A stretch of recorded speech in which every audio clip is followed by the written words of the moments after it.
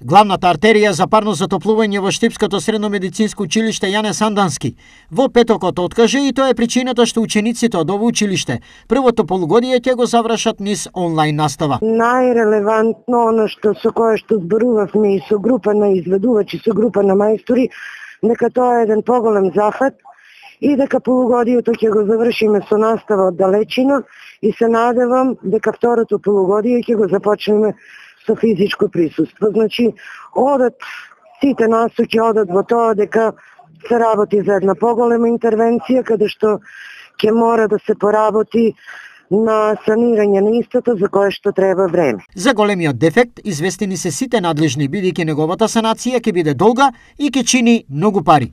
Се работи за дотраена инсталација, парна инсталација, која што 36 години во училиштето, колку што и постои самото училиште, не е интервенирано на нејзино обновување, на нејзина санација. Во ово училиште наставата ја следат 734 ученици од безмалку цела држава во повеќе медицински струки, кои освен теоретската во овој период ќе ја загубат и практичната настава.